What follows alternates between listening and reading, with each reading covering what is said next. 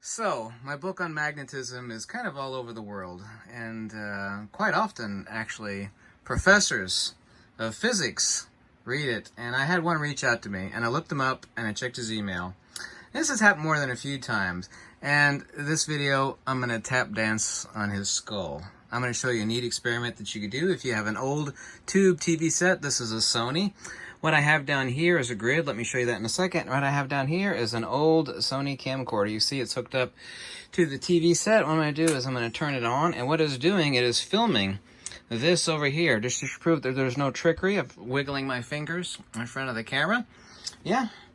Right now I'm kind of zoomed in on the printout on the left here, but over here on the right, I actually have a grid.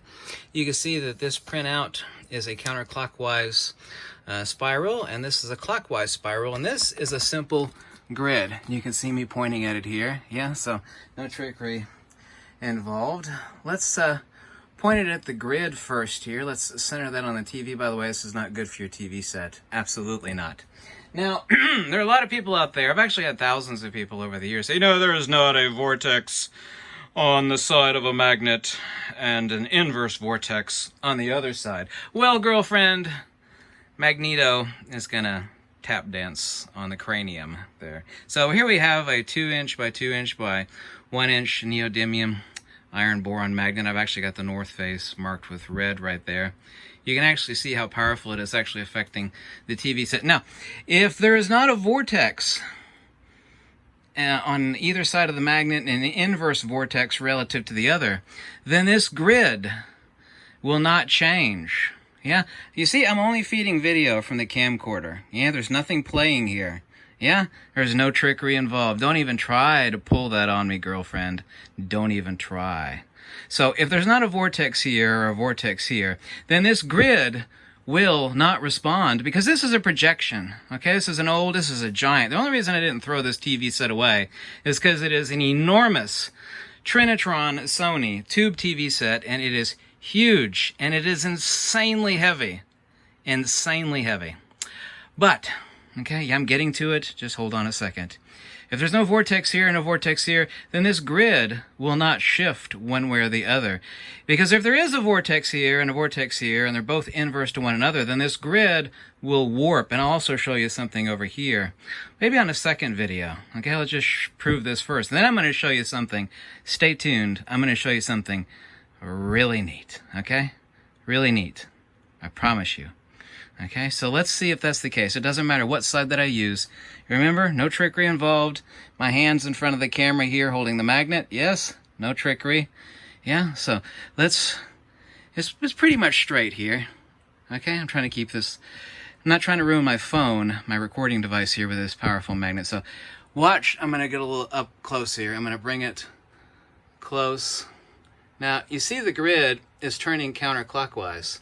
The closer I get it, the more it's going to warp counterclockwise. Now, that's obviously the south pole that's facing the TV, right? So it's warping counterclockwise on the south pole. Yeah, because this is the north pole here. Yeah. Are we following everything okay? And by the way, I'm going to show you something really neat in a minute. You got to stay tuned for that, okay? So it's warping counterclockwise on the south pole, right?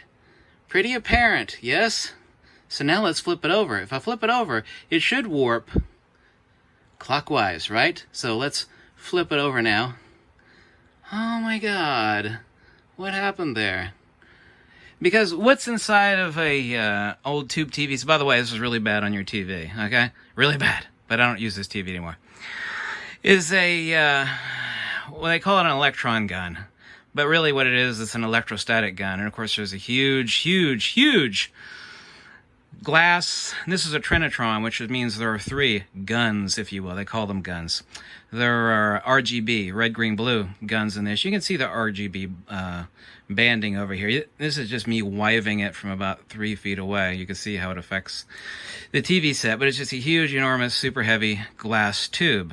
So instead of calling it an electron gun, we can call it what it actually is. It's an electrostatic gun that actually hits the screen up here, and of course it reacts and changes in each scan to affect RGB, which gives you the picture. This used to be the shiz back in the day, but we know this is obsolete technology. So let's do the North Pole again. Okay, North Pole's over here. We're going to do that towards the TV.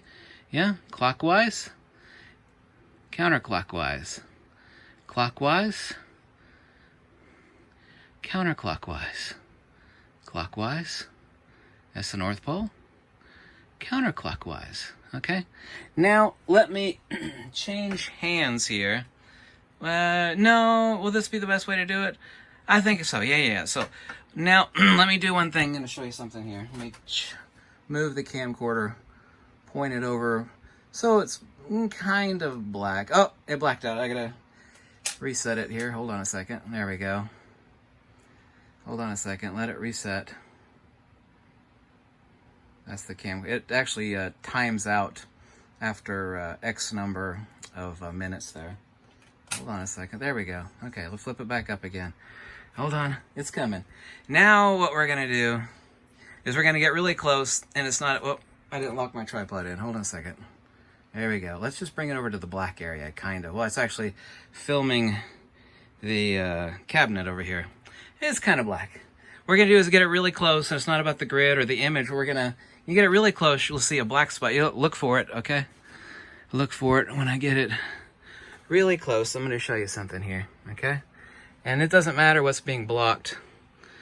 What we're going to do is we're going to get really close, and you're going to look at scintillating hairs. Let's zoom in here, okay? Because now we're using the north face, right? This is not about the image and the recording of the grids or anything. We're just looking at the effect of the electrostatic burst from the back of the tube. You see these hairs, these scintillating hairs that kind of looks like a 1,000-leg spider? It's rotating counterclockwise, isn't it? Can't we focus? Focus, counterclockwise. Let's flip it over now. Okay, now it should be clockwise. Yes, let's get it really close. Come on there. Let's focus. Focus, back up. I don't want to get this too close to my damn recording device. Clockwise. Flip it. Counterclockwise. You see that? Yes, sirree. Yeah. O-W-N-E-D. That stands for owned. Owned. O-W-N-E-D.